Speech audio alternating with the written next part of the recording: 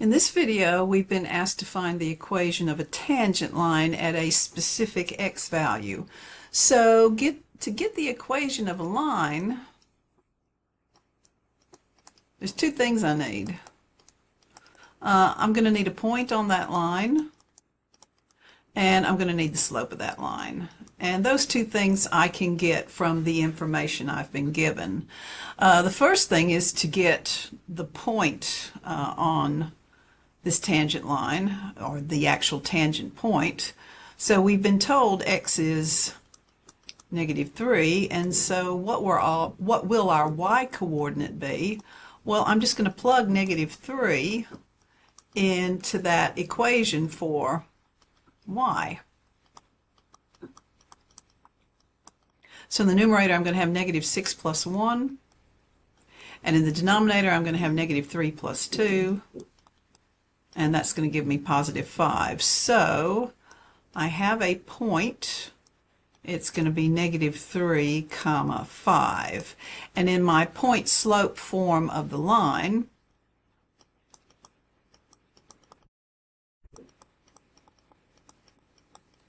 then this is going to be x1, y1.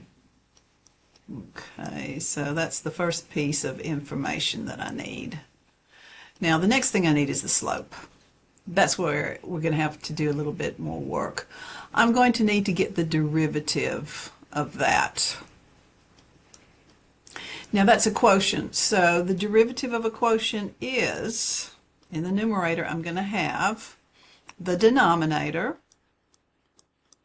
times the derivative of the numerator, and the derivative of 2x plus 1 is 2, minus the numerator times the derivative of the denominator, and the derivative of x plus 2 is just 1, all over the denominator squared. Okay. I'm going to, well, that's a 1, so I don't need that anymore. I'm going to distribute that 2. That's going to give me 2x plus 4. Be very careful here. If I'm going to write that without parentheses, that negative sign goes through to every term. So I'm going to have minus 2x and then minus 1. Now, x plus 2 all squared is not x squared plus 2 squared. It's x plus 2 times x plus 2. And so you're going to need to FOIL that. So in the numerator, I have some cancellation there, and 4 minus 1 is 3. Then in the denominator, I'm going to have x times x is x squared. Then x times 2 is 2x plus another 2 times x. So 2x plus 2x is 4x. And then 2 times 2 is 4. Okay, so that's my derivative. And so the slope is going to be the derivative evaluated at x equals -3.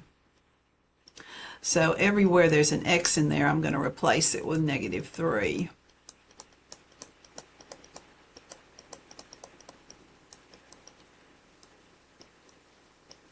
-3 all squared is +9. Then I'm going to have minus 12, and then plus 4.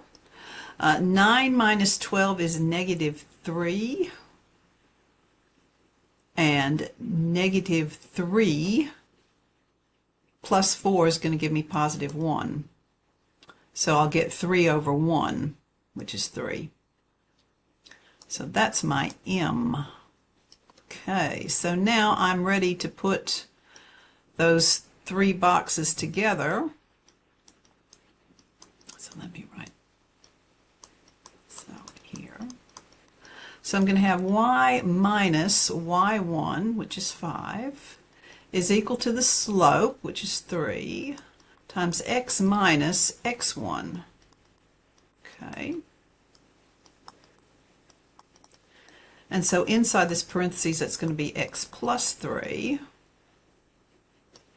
So I'm going to have y minus 5 is equal to, and I'm going to distribute the 3, 3x plus 9, 3 times 3, and then I'm going to add 5 to both sides. So I'm left with y is equal to 3x plus 9 plus 5 is 14, and that is the equation of my tangent line. So what we were asked to do in the first place. So I'm actually done with the problem. If you were doing a multiple choice final exam and you got this, then you'd match it up to the correct multiple choice. But just for our entertainment, let's see what's going on with the graph. So let's have a look at the graph of y. So I'm going to come here and press y equals, and y is 2x plus 1, and I need to put all of that in parentheses, then divided by x plus 2, also in parentheses. When you have more than one term, you have to put grouping symbols. Okay. I'm going to do a zoom 6.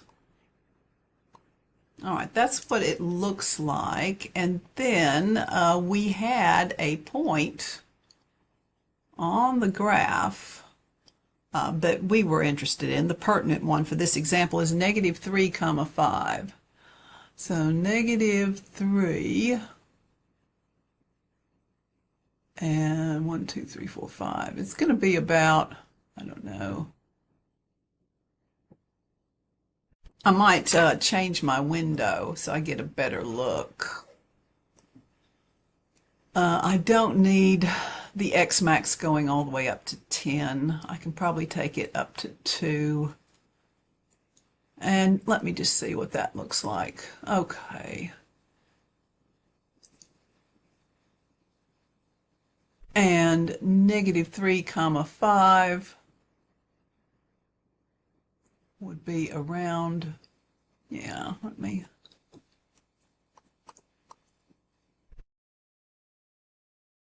and I might put that up like so. Okay, so I'm just trying to get a better idea. So negative 3 comma 5 is going to be somewhere around there.